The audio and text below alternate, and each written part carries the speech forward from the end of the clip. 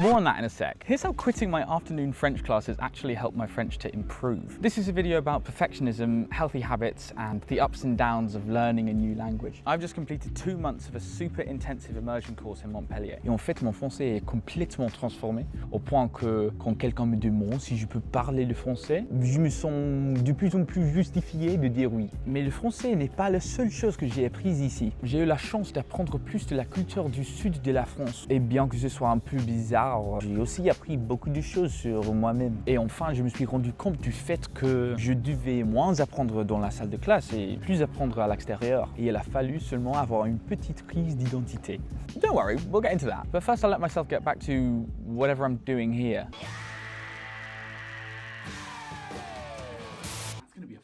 Nightmare to clean up. 1,000 subscribers. What the hell, guys? Guys, what the hell? I've got to stop saying guys, because I hate when YouTubers call people guys. Oh my god, I'm a YouTuber. Why did I do this? This was stupid. You can't even see the confetti. It's all in front of the camera. If I look tired, it's because I am. That's barely scratched the surface. Keen-eyed viewers may be saying, this looks pretty similar to your first video. Wait a minute, you're not in France. Has this all been a lie? No.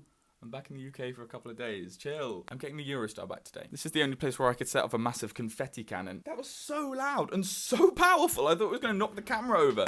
Oh, f***ing hell. This makes me the world's 17 millionth YouTuber by subscriber count. So success after success. Just look at him go. Who would have guessed 3 months ago that one day he'd have 1,000 subscribers? Hell was that? Does somebody not know how to flush a toilet after they've had a shit? Well, it was fucking one of yous. Disgusting! I remember why I moved now. Right, I've got to be off. I'll leave you guys to it, yeah?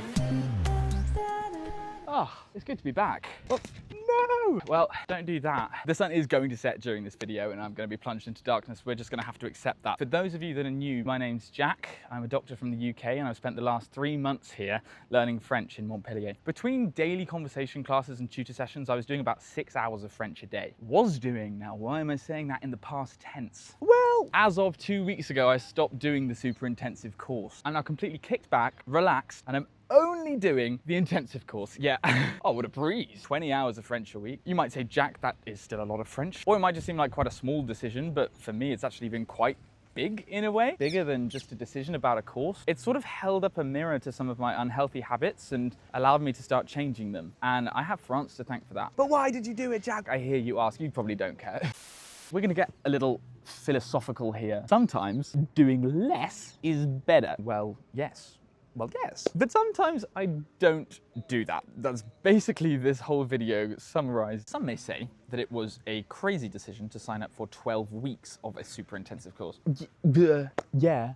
But how was I supposed to know that? I often don't really know how to do something I enjoy in a healthy way. I tend to get obsessions rather than hobbies. And this has happened with Spanish, with French, with the Arabic Duolingo course the week before my med school finals. Ça se passe souvent, assez souvent. Not just languages, but also the gym, crochet, cross stitch, knitting, a lot of things involving string and yarn, actually. If you delve deep, a lot of things involving string. Anyway, je me gare. The truth is, I kind of love going all in on something and seeing the results, and the results have been fantastic. The first month I was flying high. It was absolutely great. I learned so much French grammar and all of my English skills, all of my French skills improved. Most of all, my conversation. J'ai beaucoup amélioré, en fait. I met a group of such lovely people and we hung out pretty much every evening. Sounds amazing, right? I mean, living it up in Montpellier, meeting new people, my French is getting so much better. And where did it start going wrong? Well, the other side of perfectionism is less pretty. It's setting unrealistic standards and then feeling like an idiot when you don't meet them. It looks like focusing on your errors despite how far you've actually come. Like this feeling that if you don't know something, it's a problem you need to fix,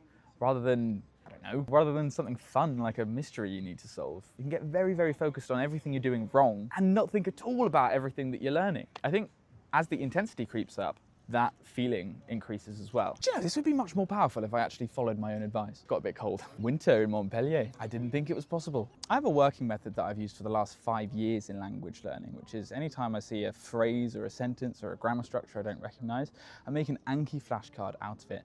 And then I can learn that pretty much straight away with spaced repetition. When I started classes, I took words and phrases from lessons, made a card out of it, and then in a few days I was using them pretty much perfectly. Sounds great, right? But after the first few weeks of classes, meeting new people and exploring Montpellier, it became pretty much impossible to do that anymore. I told myself I would learn 40 new French words a day. Why did I do that? I got this idea in my head that I could learn pretty much everything I didn't know as I went, so that then I could just catch up. That idea fell apart pretty quickly. The problem with applying this method in an environment like an immersion course is just the scale of stuff that you don't know. There were just so many new words and grammar rules and exceptions. I was writing down about 100 new words a day and learning 40. I couldn't keep up if I tried.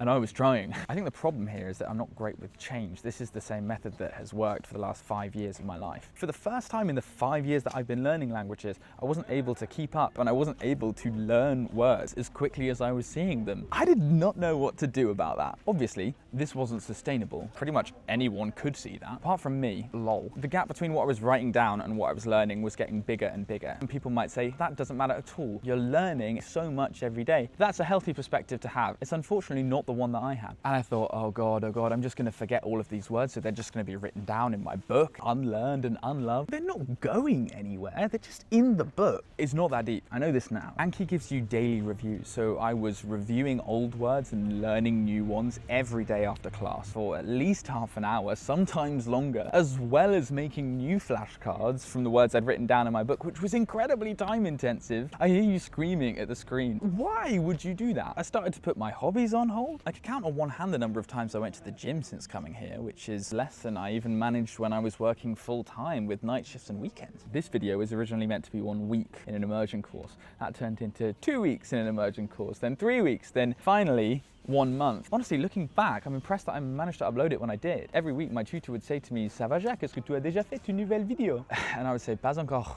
Non, je ne l'ai pas encore faite." What's worse is there are actually loads of things that I wanted to do in French, like go see a French film or explore a French album. But I couldn't do any of these things because I'd already filled every inch of my spare time. I'm cringing saying it now, but well, it's true. There was more than one night where I said to my friends, "Oh, I'm sorry, I can't come out to you to this fun bar. I need to study French." I know, I already made the realization that this is dumb, so it's okay. Writing the script for this video really brought it home because I was like, what was I thinking? Selfishly, it's been kind of therapeutic. That's one great thing about having a YouTube channel. It's kind of like having a diary, just having a way to think about and work through some things. But I came to realize, thank God, when was I going to use all this French that I was learning if not in France? I mean, for goodness sake, I can explore one of the most beautiful cities in the world just outside my door, and here I am on Anki saying I've only learned 35 words, so I can't go out and shake my ass. I would deserve that if I'd done 0 Anki cards. And realization number 2, learning French is hard work, of course. But what took me by surprise is the mental effort. I feel like even though our classes were only 9 to 4, honestly, at the end of the day, I felt more tired than I would do after any standard day shift in hospital. I started feeling really tired, but feeling like the schedule that I'd set up for myself was necessary. At this time, I also started rationing my ADHD medication. Thank God I have that back. You can't ship it across the border, and my life just started getting more and more disorganized. And I want to make the distinction between doing a lot of things and being organized, or having 5 different TV screens in my head at the same time. I missed a couple of tutor lessons, which is a complete waste of money because I didn't check the schedule, and I couldn't really keep up with life admin at home. If you're stressed watching this at home, I'm sorry. Don't worry, it gets a lot better. It's also worth stepping back and saying that it's not all good and it's not all bad. All of this time, my French was coming on leaps and bounds. There are immense positives, but also some quite significant and fairly predictable negatives. So what changed? Over my time in France, one of the things that's really struck me is the pace of life here. People consciously do less. They walk a bit slower, life moves a little bit slower. And from what I've seen, people are miles happier because of it. More and more, this really started to make me think about the way that I go about things. Not just with French, but in general. I mean, this is far from the first time I found myself in a situation like this. Entirely by my own choice. I remember with Spanish, there actually came a point when I wasn't consuming media that wasn't in Spanish. And surprise, surprise, that was really stressful. And it's like, yeah, that's because you've made your hobby studying. Watching Netflix in Spanish is not the same as just chilling. It really did make me look at myself in the mirror and say, you really don't make things easy for yourself, do you? Just connecting the dots here. Just seeing a couple of patterns emerging. So I sat myself down and asked, what would the French do? It wasn't the main reason that I've taken a break from medicine to spend more time with myself, have space to breathe and expand my hobbies. How did I make my hobby my second job? I asked myself, would it be so bad if you didn't learn all of these words right away? What's the worst case scenario here? I thought about it, and I had a bit of an epiphany. The worst case scenario turned out to look more like being a lot less stressed, enjoying my experience a lot more, and being way more social. And in fact, the extra stress was not speeding up my learning at all. It sounds silly, but I'm not joking. I don't think I would have made this realization unless I'd been able to see all around me how rewarding a slower pace of life can be. I feel like this is kind of giving an apology video. I just want to make it very clear. I do not feel bad about changing the course at all. In fact, I feel great. I'm really grateful to have had my perfection issues shown to me in such a clear way. Because the funny thing was, most of this stress was coming from me and nobody else. Nobody was telling me I needed to learn 40 French words a day. I mean, I just made that shit up. I think everyone can be guilty of focusing too much on their errors to a certain extent when learning a new language. But the more I think about it, it's the wrong perspective. What's far more helpful and enjoyable is focusing on your progress. I had this idea that coming to France would remove all uncertainty from my French and I would be speaking with full confidence. The reality is, unless you're bilingual, that is impossible. There will always be uncertainty. Focusing on a perfect end goal is not helpful or fun, which is what learning a language should be. The way I see it, there's a spectrum between not doing the things that you want to do and feeling unfulfilled, kind of a perfect spot in the middle when you're pushing yourself a bit and you're happy with your achievements, and then on the other end, when you're doing far too much and you're stressing yourself out. On the one hand, perfectionism can massively motivate you. And then on the other, it can make you feel like you've done nothing. It can push you to stress about how you need to improve in a way that is not healthy. And this is, as pretty much every language expert will tell you, a marathon, not a sprint. I'm not a language expert, by the way, just want to make that clear. You don't want to spend your life always thinking that you could be doing something better, when realistically, you're already doing more than enough by just showing up and doing it. You just get better and better slowly, with ups and downs, with good days and bad days. And that, in short, not short at all, that in long is the reason why I halved my French classes. You're a patient for real. But you know what? It's been absolutely lovely. It's really funny that learning more French actually kind of persuaded me to learn less of it. Not in a bad way, in a good way. I feel like with that mindset change and with the course change, I'm already enjoying my time here so much more. And strangely, learning less in a classroom has actually meant that now I'm learning more French. I'm now seeing French films, visiting French museums, making the most of my afternoons. I'm finally reading these French books that I bought weeks ago that have been sat on my desk for so long. And it's not just that, I've also quartered the number of French words that I'm learning a day. I try and learn 10, but if I don't, that doesn't matter. And I can genuinely say that and mean it, because it doesn't. There are some days, like today, where I didn't learn any. Oh my God.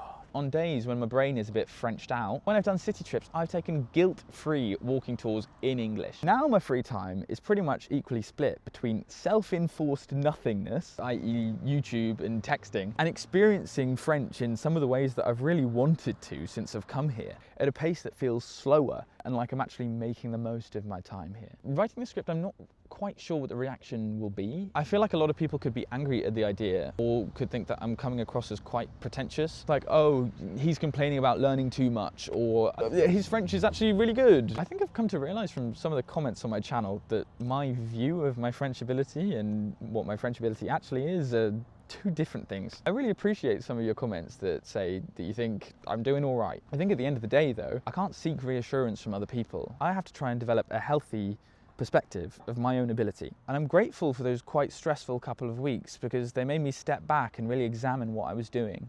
Whew.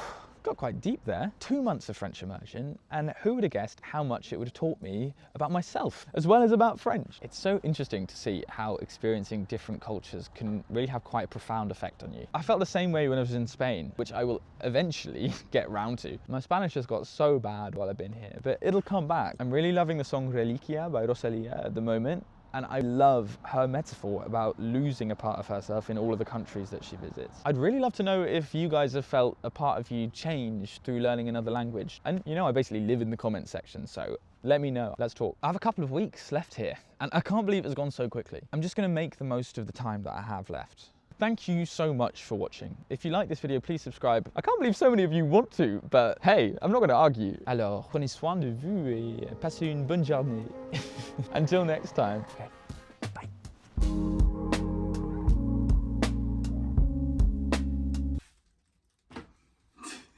Stupid. Stupid. Why am I scared?